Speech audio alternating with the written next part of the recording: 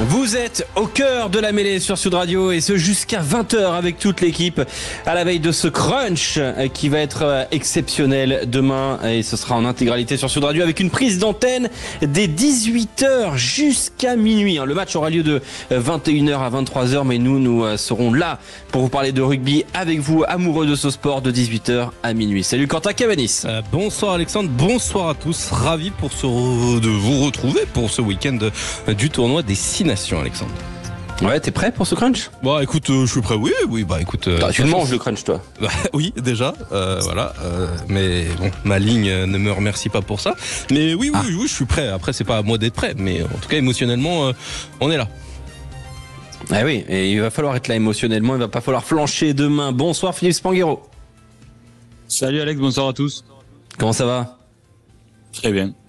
Très bien. Prêt toi aussi pour le crunch ?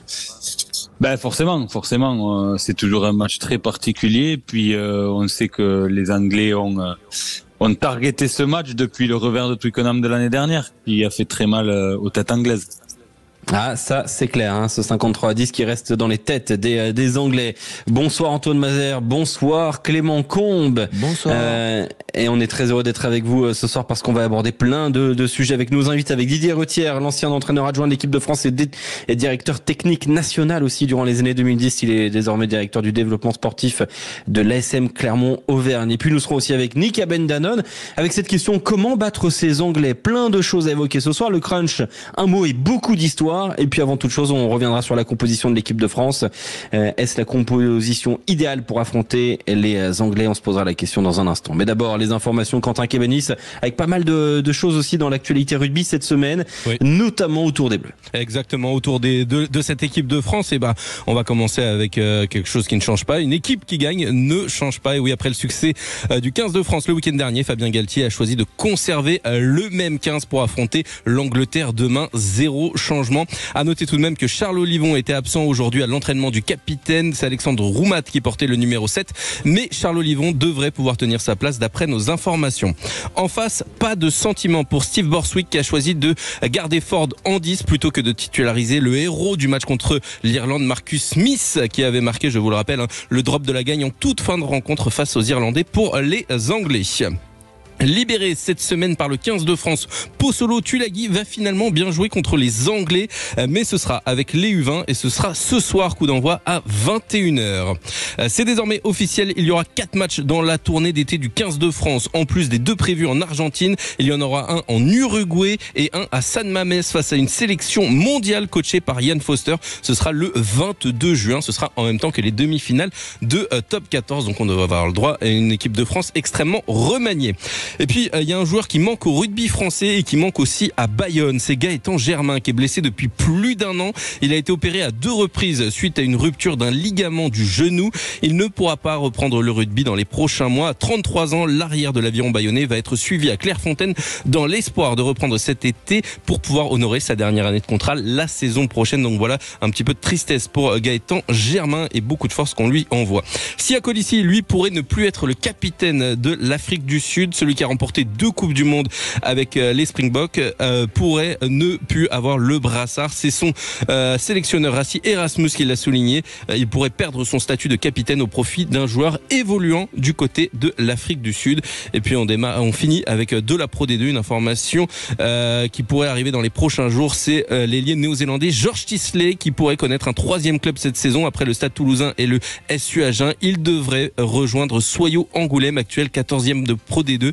Alors pour rappel, Georges Tisley, il avait notamment été licencié par le Stade Toulousain suite à des violences conjugales et il a été licencié pour faute grave après Agen, après une altercation vive avec son directeur sportif. Et donc voilà, licenciement pour faute grave. Et Georges Tisley qui devrait quand même pouvoir rebondir, Alexandre. Ça nous laisse un petit peu pantois, oui, pour être tout à fait honnête. Mais bon, dans le rugby, il se passe souvent des choses surprenantes. Je voulais revenir justement sur une petite info rapidement avec toi, Philippe Spanghero. Qu'est-ce que c'est que cette histoire de sélection mondiale face à l'équipe de France? Alors ça a l'air d'être plutôt un match d'exhibition, j'ai envie de dire, du côté de San Mamés à Bilbao. Mais quelle est la logique derrière tout ça? La logique, c'est de rajouter du temps de jeu à des joueurs qui sont pas concernés par les phases finales a priori, donc qui sont pas forcément, qui composent pas normalement l'ossature de l'équipe de France en temps normal pour Fabien Galtier. Et on sait que ces joueurs-là ont besoin de jouer plus, puisque on a souvent le débat de ces joueurs qui font les allers-retours entre les moins de 20, l'équipe de France. Donc on sait que les moins de 20 ne sont pas d'un niveau qui prépare au plus haut niveau international. Le top 14 est un bon entre-deux, mais malgré tout, il faut jouer plus de matchs de ce niveau-là. Je crois qu'il n'y a pas de polémique à trouver autour de cette information. Il y a vraiment qu'un enjeu sportif là. Il n'y a pas d'enjeu économique. Des fois, on pourrait se poser la question de savoir si les enjeux économiques... je me la posais, ouais. Non, là, l'enjeu économique ne prime pas du tout sur l'enjeu sportif.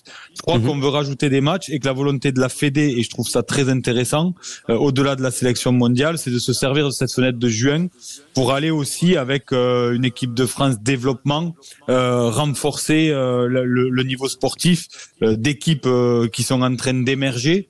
Et en ça, je trouve que c'est intéressant d'élargir la fenêtre de juin pour rajouter des matchs. Oui, bah ça, en tout cas, moi j'ai hâte de voir ce que ça va donner cette équipe de France face à une sélection mondiale entraînée par Ian Foster, ancien sélectionneur de la Nouvelle-Zélande. Dans un instant sur Sud Radio, 3 grands débats. Est-ce la compo idéale pour affronter l'Angleterre? C'est la première question qu'on se posera dans un instant sur notre antenne. On parlera ensuite du crunch, un mot et beaucoup d'histoire. Et puis, comment battre ces Anglais? Quelle est la bonne formule face à ceux qu'on adore détester ou qu'on déteste tout court d'ailleurs? Mais on en parlera avec un Anglais qui a pas mal joué en France, il s'appelle Nick Abendanon. Ce sera tout à l'heure sur Sud Radio. Venez parler rugby avec nous, 0826 300 300. Vous êtes au cœur de la mêlée, vous le saurez dans un instant. Sud Radio, au cœur de la mêlée, Alexandre Priam. Vous êtes au cœur de la mêlée sur Sud Radio, 0826 300 300. Venez participer à cette mêlée. Là, on a un beau talonneur, Antoine Mazère, qui s'il continue à être fit comme ça, va se retrouver 3 quarts centre. Il est beau. Tu sais qu'il fait des efforts pour reprendre, hein. Je suis en prépa 7. En prépa 7 qui dit on a Quentin Cavani speedy gauche aujourd'hui. On a hésité à te mettre talonneur pour ta ressemblance avec Kevin Firmin, mais on s'est dit que pilier gauche ça tirait bien. On est avec Philippe Spanghero, flanqueur émérite du Stade Toulousain, de Narbonne, de Carcassonne, de Castres aussi je crois, Philippe, et puis de Castelnaudary globalement. Voilà, on est avec Kefa. Tiens, on reçoit Kefa. Bonsoir Kefa, comment ça va, auditeur Sud Radio? Ça va très bien. Hein. On te met où dans cette mêlée, Kefa? Moi, quand j'étais jeune, j'ai plutôt joué 9. Là, aujourd'hui, avec mon physique, on est plus sur un 3e ligne quand même. Bon, bah c'est très bien, c'est déjà un 3e ligne, c'est parfait. Moi, je me positionne humblement en 3e ligne centre, mais avec humilité. Est-ce la compo idéale pour affronter l'Angleterre? C'est la question que je vous pose. Je vais vous donner cette composition des Bleus à un peu plus de 24 heures du coup d'envoi de France-Angleterre demain du côté de Lyon. La première ligne, Cyril Bay, Julien Marchand, Winnie Antonio. La deuxième ligne, Thibaut Flamand, Emmanuel Méafou. En 3e ligne, François Cross et Charles Olivon autour de Grégory Aldrit. 3e ligne et capitaine. La deuxième ligne, la charnière, Nolan Le Garec, Thomas Ramos, Ozel, Louis Bielbiaré, Damien Penaud au centre du terrain, Nicolas Deporter et Gaël Ficou, et enfin à l'arrière Léo Barré. Les remplaçants ne changent pas non plus, avec Peato Movaca, Sébastien Taofi-Fénois, Georges-Henri Colombe, Romain Taofi-Fénois, Alexandre Roumat, Paul Boudouan, Maxime Lucu et Yoram Moefana. Aucun changement, la confiance naît dans la victoire, semble estimer Fabien Galtier, et ce n'est pas un choix qui nous surprend, Kefa. On s'attendait à voir les mêmes joueurs, même si c'est une première depuis la prise de fonction de Fabien Galtier en 2020. Oui, c'est ce que j'allais dire. C'est la première fois finalement que Fabien Galtier aligne les mêmes 23 joueurs. C'est un signe de confiance et aussi c'est une logique par rapport au match face au Pays de Galles. On a vu pour la première fois depuis cette nation une équipe bien jouer ensemble, il y a eu un vrai esprit de groupe. Et là, face à l'Angleterre, on va avoir une vraie marche à passer. Et je pense que c'est dans la logique des choses de reconduire ce même groupe de 23 pour leur laisser une nouvelle chance de performer et de montrer finalement que le groupe vit bien et que le groupe est capable de faire de bonnes perfs sur 2 matchs d'affilée. C'est vrai qu'on n'a pas été surpris par ce choix-là, Kefa. Je vais aller vers Philippe Spanghero pour te poser la question, Philippe. Mais d'abord, écoute les raisons de Fabien Galtier, le sélectionneur de l'équipe de France. Pourquoi il aligne les mêmes joueurs? C'est d'abord la performance du week-end dernier. C'est ensuite le fait qu'il n'y ait pas de joueurs blessés. Et c'est la possibilité d'enchaîner avec la même équipe 2 matchs. En 6 jours, c'est vrai que ça nous permet d'aller plus vite dans la préparation qui se veut plus courte. Voilà, ça c'est factuellement, voilà, il donne quelques éléments, mais c'est vrai que on s'attendait à ce genre de prise de décision de son côté, toi aussi, Philippe. Bien sûr, parce que on a vu que la confiance, elle était très dure à construire et très facile à briser.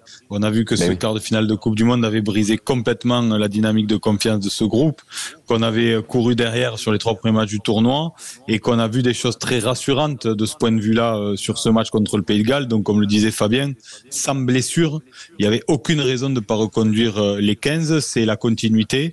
On reconstruit pour retrouver cette confiance perdue qui nous semble avoir retrouvée. Mais en ça, le match de demain est vraiment important pour voir si on est capable de reproduire la performance collective. Alors tu parles justement de ce déplacement à Cardiff. Écoutez Fabien Galtier en conférence de presse, c'était hier. Il revient sur ce qu'il s'est passé du côté du Millennium. C'est d'abord l'équipe a gagné, a réalisé une grande performance au week-end dernier. Donc oui, déjà, de par la performance de cette équipe qui était quand même une équipe qui avait beaucoup bougé, mais c'est ce qu'on ressentait depuis un moment. On a préféré voir ce qui se passait sur le terrain, ressentir les énergies. Et je pense que le moment le plus intéressant peut-être, ça a été la semaine où on a reconstitué les équipes pour les 2 entraînements pour essayer de voir ce qui se passait sur le terrain. C'est toujours le terrain qui parle. Et en fait, ce qu'on a vu sur le terrain, bien ça s'est retranscrit à nouveau au Millennium.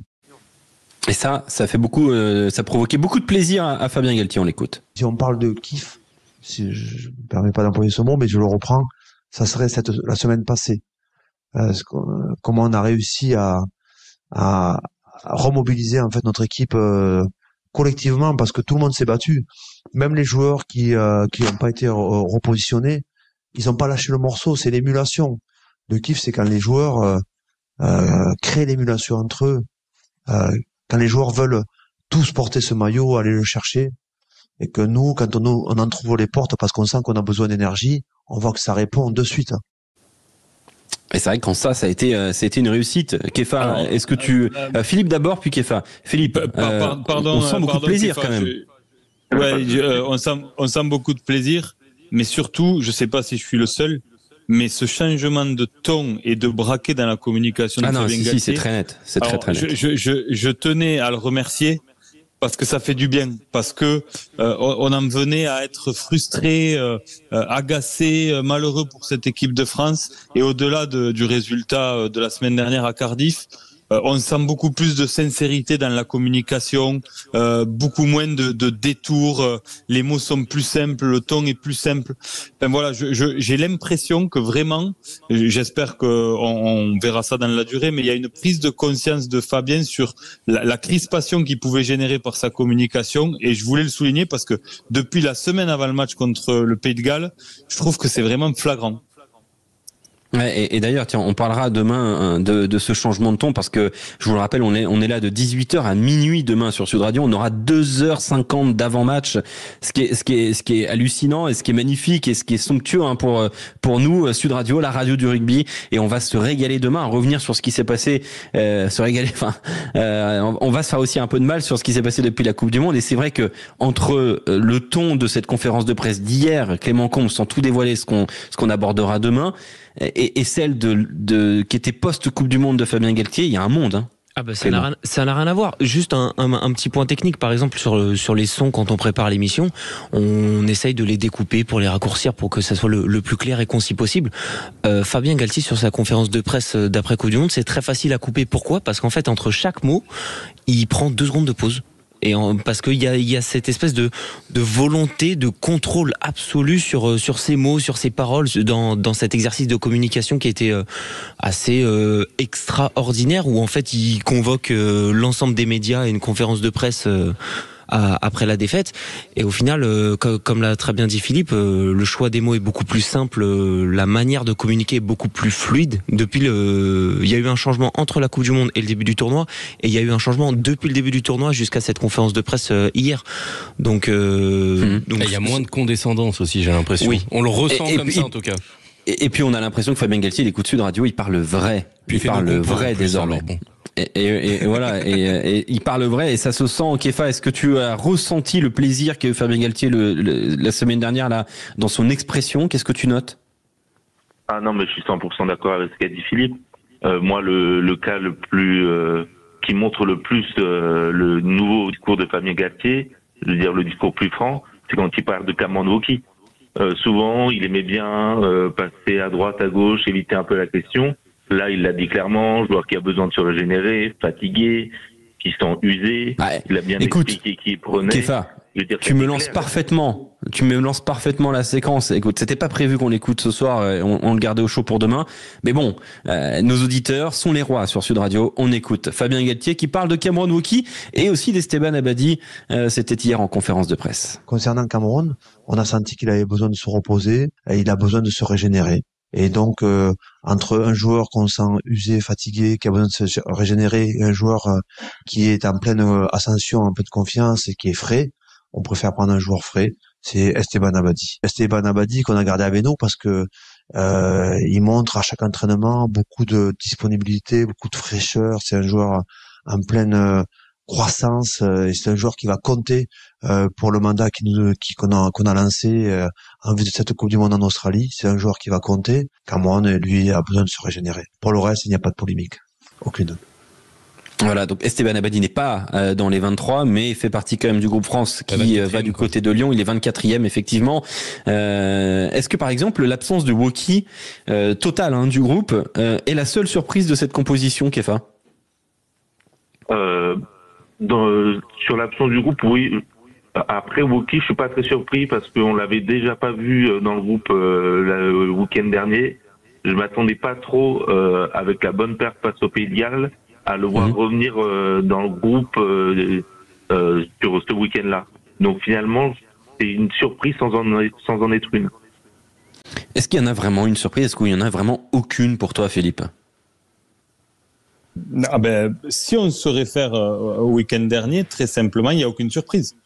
Si on va un peu plus loin, en effet... Toi, sélectionneur, tu aurais fait les mêmes choix? Ah ouais, exactement. Sans aucun doute. C'est intéressant parce que ça faisait un petit moment quand même, Philippe, qu'on n'était pas tous en accord avec les choix de Fabien Galtier. Et là, le fait de renouveler ces 23-là, c'est unanime. Oui.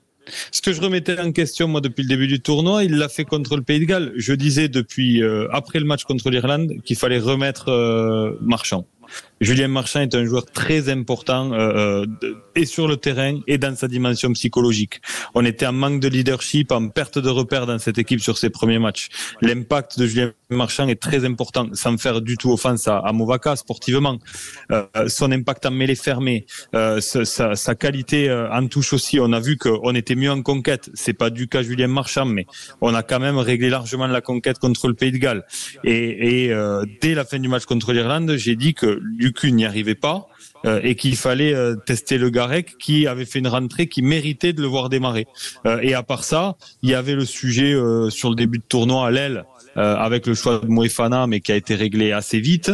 Et puis ensuite, c'est les blessures qui ont guidé le choix des matchs qui ont suivi. Mais pour moi, tout ça a été assez cohérent pour arriver à cette composition à Cardiff la semaine dernière. Et voilà, on voit, tu vois, le mot cohérence, moi aussi, m'est venu hier quand je suivais la conférence de presse de l'équipe de France et l'annonce des Bleus. J'ai trouvé que même tout l'événement, donc la conférence de presse ensuite, était très cohérente. Merci Kefa d'avoir été avec nous. Tu feras quoi demain, tiens, pendant ce crunch, pendant ce moment qu'on attend tous chaque année? Je pense que je vais regarder avec des amis. On va aller au bar et on va regarder ça tendu, mais assez confiant grâce à la perte du week-end dernier. Ça te fait toujours quelque chose, toi, le crunch? C'est un moment particulier. Chaque nation, c'est le match qu'on attend le plus. Et on va en parler justement de ce crunch dans un instant avec Didier Retière, ancien entraîneur adjoint de l'équipe de France, directeur technique national dans les années 2010 et désormais directeur du développement sportif de l'ASM Clermont-Auvergne. Il est avec nous dans un instant sur Sud Radio. On va parler du crunch. Un mot et beaucoup d'histoire. À tout de suite. Sud Radio, au cœur de la mêlée, Alexandre Priam.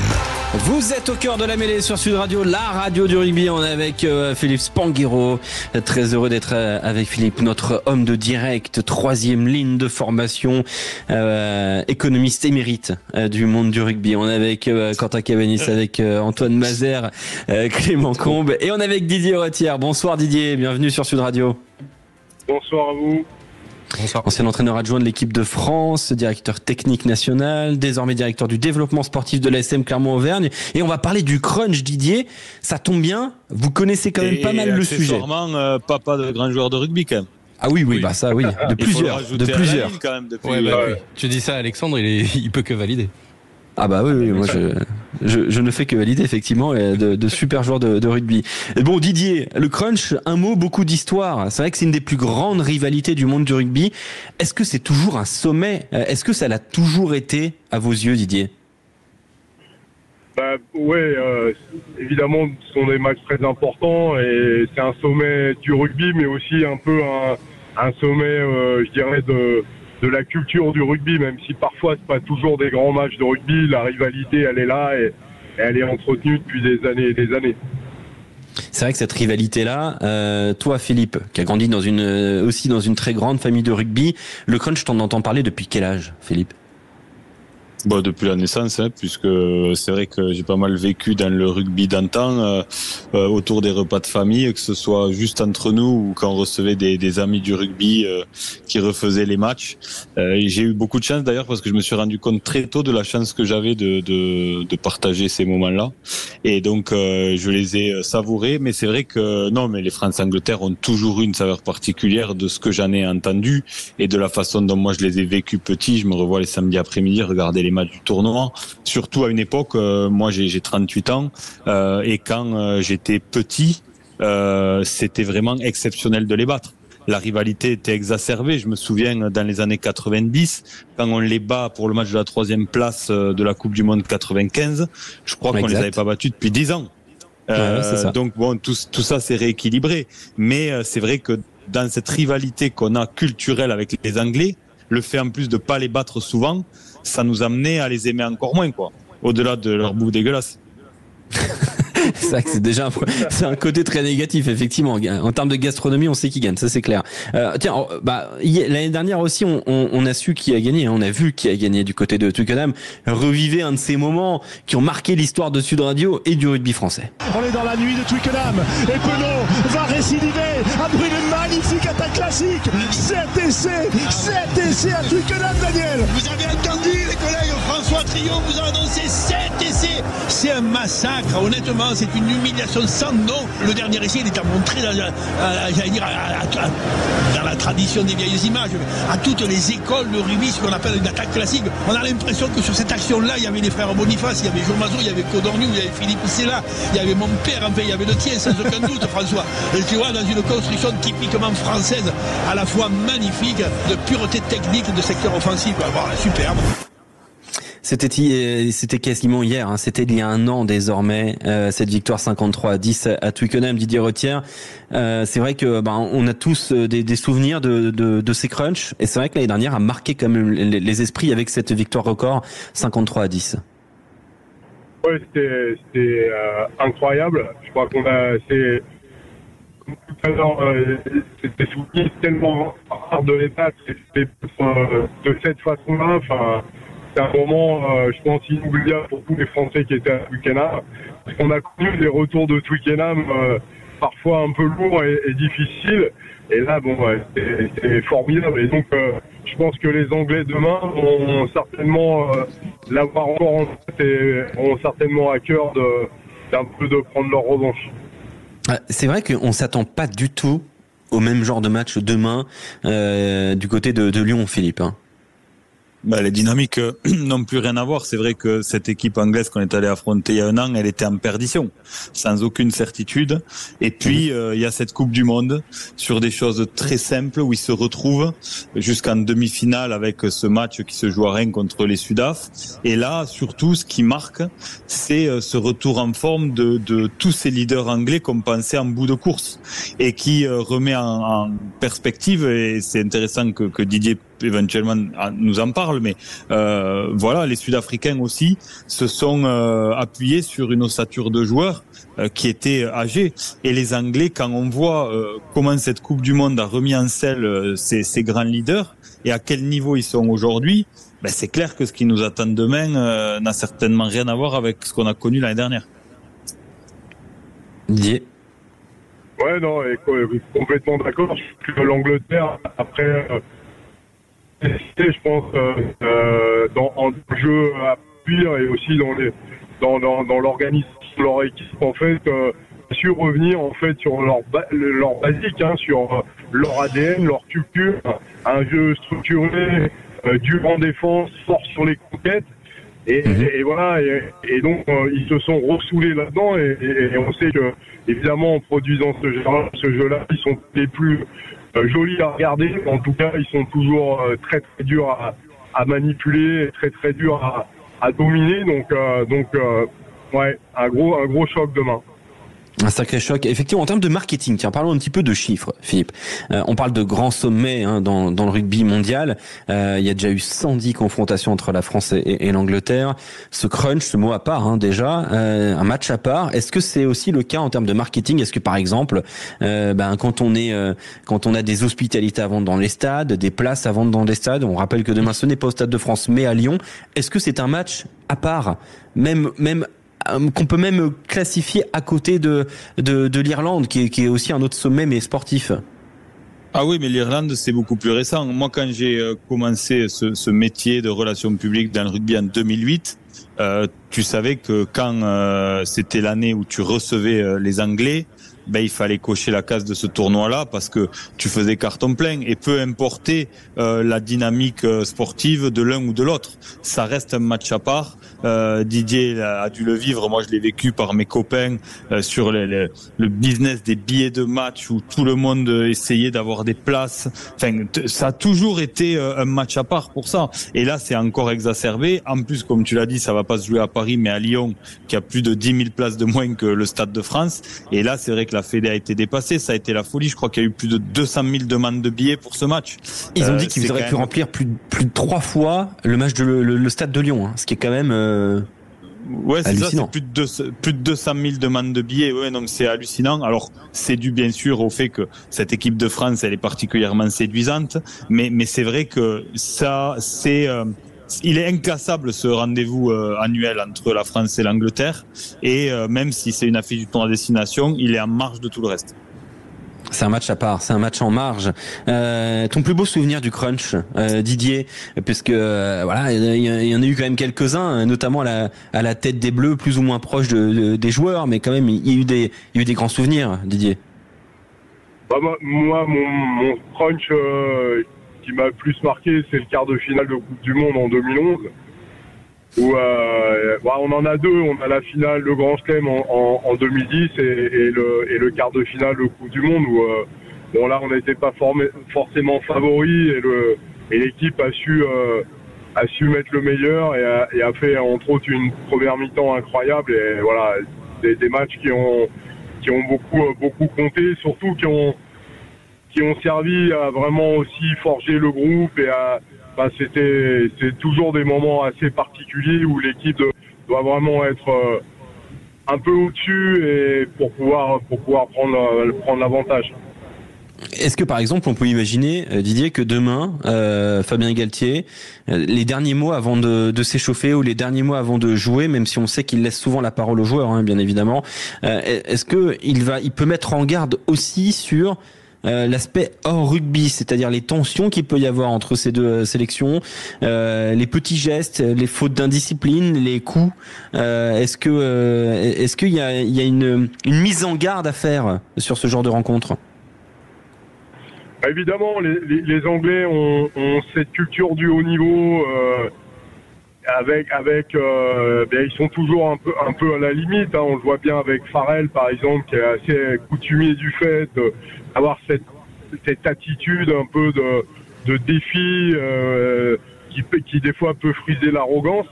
Et donc évidemment, il faut rester dans le match parce que nous, parfois, on a du mal les Français à maîtriser nos émotions. Donc évidemment, ça va jouer sur tous les détails. Mais je crois que pour l'équipe de France demain, ça peut être vraiment le signe d'un renouveau, du nouveau départ qu'on a pu entrevoir la semaine dernière et qui peut-être peut se confirmer demain. Donc pour moi, c'est vraiment un match important dans la dynamique de l'équipe de France pour les saisons qui viennent. Philippe ?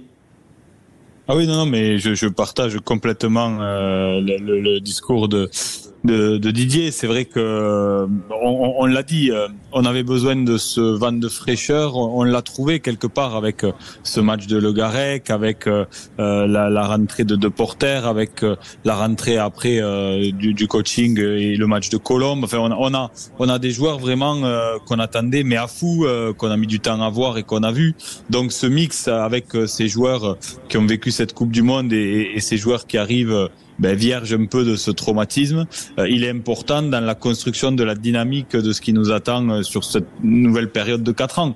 Et donc on a vu des choses intéressantes, mais c'était qu'un match à Cardiff. Et là, en plus avec cette dynamique anglaise et la victoire contre l'Irlande, on sait que ce qui nous attend est un gros morceau, donc c'est un match important. Ouais, c'est vrai que c'est un match absolument important et les Bleus peuvent toujours d'ailleurs se qualifier, gagner ce tournoi de destination, même si le scénario est quand même hautement improbable, parce qu'il faudrait que qu'on batte l'Angleterre avec bonus et qu'en même temps l'Irlande se fasse exploser par l'Écosse. Bon, il y a quand même pas mal de circonstances qui sont assez improbables, mais sait-on jamais, le tournoi de destination réserve aussi toujours des surprises. C'est un moment important, Didier, un moment qui normalement sourit très souvent à Philippe Spanghero, c'est le pronostic. Tu le vois comment le match demain du côté de Lyon, Didier? Est-ce que les Bleus vont s'imposer et quel genre de rencontre ce sera? Alors difficile réellement de savoir parce que j'espère d'abord que la météo sera clémente parce que ça nous avantagera un peu plus. Je pense que c'est un match qui risque d'être un peu verrouillé et on sait bien que les Français peuvent être très performants sur des comptes et donc ça va être nos capacités à mettre de la pression, à pouvoir récupérer les ballons et de les jouer, que certainement les Anglais vont éviter de faire, mais je pense à un match très serré malgré tout et je pense qu'on peut prendre l'avantage et je pronostique sur le score, je dirais peut-être 24-21 pour l'équipe de France. Oula, on va trembler demain alors, Didier. Ça va être très tendu. Ça risque d'être serré en effet.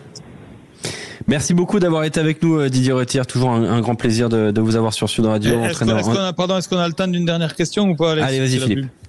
J'avais une question pour Didier. Ma crainte, moi, c'est sur ces zones de ruck. Je trouve que c'est là qu'on a vraiment perdu depuis l'année dernière et cette Coupe du Monde. Sur notre efficacité, on sait que à ce niveau-là, les matchs se gagnent particulièrement là. Contre les Gallois, on a beaucoup déplacé le ballon. On a plutôt évité ces zones-là. Mais sur ce début de tournoi, on a été en difficulté et on voit que les Anglais sont très forts là-dessus. Je voulais savoir ce que Didier en pensait. Évidemment, alors on va revenir sur le jeu des possessions de Fabien, mais ça veut dire qu'en effet aujourd'hui il faut tenir le ballon, mais pas trop non plus, parce que contre ces équipes-là, il suffit qu'on soit un peu en retard sur les soutiens ou que l'équipe soit un peu perturbée et donc évidemment on le paye cash.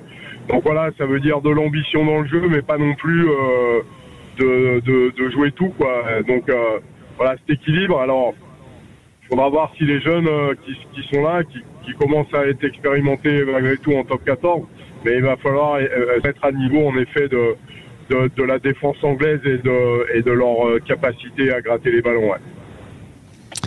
Merci beaucoup Didier d'avoir été avec nous, ancien entraîneur adjoint de l'équipe de France, directeur technique national et désormais directeur du développement sportif de l'ASM. Très belle soirée Didier, bon match demain. Ce crunch, on va continuer d'en parler avec un ancien joueur clermontois, Nika Bendanon, qui sera notre invité dans un instant sur Sud Radio. Comment battre ces Anglais? Est-ce avec un jeu de possession? Puisque nous revenons vers ce genre de base-là, on en parlera dans un instant avec vous au 0826 300 300. Sud Radio, au cœur de la mêlée, Alexandre Priam. Vous êtes au cœur de la mêlée sur Sud Radio, 19h49. On va parler de rugby, on va parler de ces Anglais qui arrivent du côté de Lyon pour affronter les Bleus demain dans ce crunch que vous vivrez sur Sud Radio. La radio du rugby de 18h à minuit demain avec toute l'équipe, avec Philippe Manguiro, Yoann Huget, Daniel Herrero, François Trio et vous au 0826 300 300. Comment battre ces Anglais? Avec quel, au choix de jeu, quelles options? On va rappeler la composition de l'équipe de France concoctée par Fabien Galtier pour affronter les Anglais donc demain avec du 1 au 15, Baye, Marchand, Antonio, Flamand, Meafou, Cross, Olivon, Aldrit, Le Garec, Ramos, Biel Biarré, De Porter, Ficou, Penaud, Barré, le banc, Movaca, Taofi Fenoua, Georges-Jean et Colombe, Taofi Fenoua, Romain cette fois-ci, Roumat, Boudouan, Lucu et Moefana. Du côté de l'Angleterre, du grand classique aussi, Genge, George, Cole, Itoje, Martin, Chesham, Underhill, Ben Earl, en charnière Mitchell, Ford, Daly, Lawrence, Slade, Freeman et Furbank. Et puis sur le banc, Dan, Marler, Stewart, Rhodes, Dombrandt, Kerr, Smith et Tuilagi qui fait son entrée sur le banc donc de ce 15 de la Rose. Comment battre ces Anglais? Est-ce avec un jeu de possession ou de dépossession? Comment faire face à cette défense? Bonsoir, tiens, on accueille William. Bonsoir William sur Sud Radio. Oui, bonsoir à tous. Un prénom très anglais. Bienvenue. Ah oui, William, c'est vrai que c'est un prénom très anglais. Ça, c'est un prénom d'un prince d'Angleterre. Des Anglais que tu apprécies, toi, William, auditeur Sud Radio. Oui, c'est vrai que voilà, culturellement, c'est un rugby que j'ai l'habitude de suivre et d'apprécier. J'ai l'impression qu'il s'était un peu oublié pendant les 3-4 dernières années, en essayant de s'inventer une culture basée sur le jeu, en oubliant un peu que le jeu anglais peut être parfois restrictif, mais qui a autant de valeur qu'un autre rugby, avec du jeu au pied de pression et une grosse défense et un cœur énorme. Et là, ils ont été capables de le faire le week-end dernier, donc on a passé un bon moment de rugby et c'est une équipe qui revient plutôt compétitive après une Coupe du Monde. On les annonçait morts, finalement ils vont en demi-finale. Mais pour l'équipe de France, je pense que tant mieux que les Anglais aient fait ce gros match le week-end dernier, puisque on va les craindre un petit peu quand même, et ça va éviter bien sûr, William. Trop détendu. Écoutons Fabien Galtier, il parlait de cette équipe anglaise qui se rappelle forcément de ce qui s'est passé la saison dernière du côté de Twickenham avec cette victoire 53-10 des Français. C'est possible. Nous, on s'est préparé d'abord sur un adversaire bien identifié qui est l'équipe anglaise, qui sort d'une énorme performance le week-end dernier face à l'Irlande, à Twickenham, qui sort d'une demi-finale de Coupe du Monde perdue d'un point face à l'Afrique du Sud. Une équipe en pleine confiance, qui est en train de redevenir la grande équipe d'Angleterre. Et donc nous on s'est concentré sur ce sujet-là, c'est-à-dire l'équipe d'Angleterre du moment. Justement, cette équipe d'Angleterre de Steve Borthwick, Antoine Mazer, elle est en progression depuis la Coupe du Monde. Exactement, une équipe qui revient depuis cette victoire à Twickenham. Hein. Voilà, elle revient de très très loin, cette équipe d'Angleterre, parce qu'elle a fini 4e du dernier tournoi de destination avec seulement 2 victoires. C'était face au Pays de Galles et face à l'Italie. Derrière, une Coupe du Monde, il en parlait très bien, William, avec une seule défaite quand même pendant cette Coupe du Monde, et c'était en demi-finale face à l'Afrique du Sud, futur champion du monde. Et pendant le tournoi de destination, une victoire face à l'Italie, une victoire face au Pays de Galles, une défaite de 9 points face à l'Écosse en Écosse, et une victoire face à l'Irlande la semaine dernière. On l'a vécu d'un point avec ce drop de Marcus Smith. Mais surtout, sur ce tournoi de destination, Alexandre, l'Angleterre, c'est la meilleure prise en touche du tournoi de destination. C'est également celle qui gagne le plus de touches gagnées. Oui. Et il faudra surveiller ça. Mais pourtant, un secteur qui a choisi de mettre en lumière Fabien Galtier cette semaine en conférence de presse, c'est la défense. Oui, c'est une rush défense, identifiée. Après, avant chaque match, on se méfie toujours parce qu'il y a toujours un aspect stratégique. Je pense pas qu'ils vont passer sur une défense moins étouffante, mais on voit bien qu'ils ont choisi de copier ce que fait l'Afrique du Sud, c'est-à-dire une rush défense, une défense qui se jette sur l'adversaire, qui prend de l'espace et qui prend du temps et qui laisse peu de temps pour les manipulateurs pour choisir. On s'est préparé en conséquence, offensivement, pour répondre à ces agressions avec, mais aussi sans le ballon. Voilà, donc ce que disait Fabien Galtier, il a vu cette défense que les Anglais ont copiée. Il a choisi ce mot-là, copier des Sud-Africains. Alors comment battre ces Anglais ? Tiens, un petit élément de réponse de Fabien Galtier. Il faudra avancer. Quentin Cavanis. Voilà, on a perdu. Pour gagner le match, il faudra avancer. D'une certaine manière ou d'une autre, il faudra avancer. Que ce soit mêlée, que ce soit après conquête en touche, que ce soit sur les collisions, que ce soit sur le jeu au pied, sur les chasses. Il faudra chercher en permanence à inverser la pression, avec le ballon ou sans le ballon. Et ce qui compte pour inverser la pression, c'est l'énergie. Donc il faudra vraiment qu'on soit juste sur la partie, sur la gestion de cette énergie, parce que il va y avoir une intensité combattue qui va être énorme, que vont nous proposer les Anglais. Il faut s'attendre à quel genre de match donc face à ces Anglais, Philippe Spanghero? Est-ce que évidemment il parle de combat, mais faut-il s'attendre à voir les Bleus à l'aise avec le ballon comme face au Pays de Galles, ou de nouveau la laisser un petit peu aux Anglais cette balle? Non, je crois qu'il faut qu'on reste sur la lignée de ce qu'on a vu contre le Pays de Galles, et c'est là-dessus qu'on s'est rassuré, qu'on a trouvé de la confiance. On a su se trouver sur de longs temps de jeu. Après 18-19 temps de jeu, on a vu ces joueurs se déplacer encore, avoir des repères sur le terrain, et c'est là qu'on a mis en difficulté ces Gallois, et qu'on a retrouvé le niveau de performance de Damien Penaud notamment, qu'on avait moins vu depuis le début du tournoi. C'est là-dessus qu'on s'est rassuré. Alors je suis d'accord avec ce que disait Didier Retière tout à l'heure, c'est-à-dire qu'il faut trouver le bon compromis, parce que sur ces zones de ruck, on a pour moi manqué d'efficacité depuis le début de ce tournoi. C'est un peu le point noir qu'on n'a pas trop vu contre les Gallois, parce qu'encore une fois, on a beaucoup tenu le ballon et on l'a beaucoup déplacé. Mais les Anglais vont nous obliger à aller sur ces zones de ruck, et là, il faudra répondre présent. Mais je crois que c'est vraiment sur ce jeu de repossession qu'on est capable de se retrouver collectivement, et on a moins les armes qu'il y a quelques temps pour jouer cette dépossession-là. On est moins fort que les Anglais là-dessus, et je crois que ce serait une erreur de retomber dans ce qu'on avait essayé de faire en début de tournoi. William, les Bleus doivent avoir la balle demain ? Tu es d'accord avec cette idée-là ?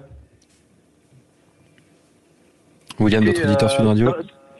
Qui était dans la difficulté, et qui donc il faudrait être capable de conserver et d'être patient. La rush défense bien faite, ils sont très performants, parce que c'est une des rares équipes au monde qui aura deux ailiers qui sont de très très gros défenseurs. Que ce soit Elliot Daly ou Tommy Freeman, c'est des mecs qui sont plutôt intelligents, qui coupent au bon endroit et qui défendent très très fort sur les 1 contre 1. Donc il faudra arriver à être costaud avec le ballon, à avancer, ce qui est comme la base du rugby, et que le jeu au pied soit précis pour éviter que ces deux ailiers puissent fermer. L'idée, c'est de les garder le plus loin possible de cette ligne d'avantage, qu'ils soient obligés de défendre sur les extérieurs en reculant. Et je pense quand même qu'on est capable, sur des longues séquences, on a été capable de remettre ça en place. Merci William. De fatiguer les Anglais. Merci William d'avoir été avec nous sur Sud Radio, auditeur fidèle de Sud Radio Rugby, au cœur de la mêlée. Demain, on se retrouve donc dès 18h avec toi Philippe, avec Johan Huget, avec Daniel Herrero, François Trio et toute l'équipe, jusqu'à minuit autour de ce crunch du côté de Lyon. Voilà, il faut se préparer. Bonne préparation avant ce samedi exceptionnel sur notre antenne. J'espère que tu seras chaud bouillant, Philippe. Très belle soirée à tous. Dans un instant, les programmes continuent sur Sud Radio.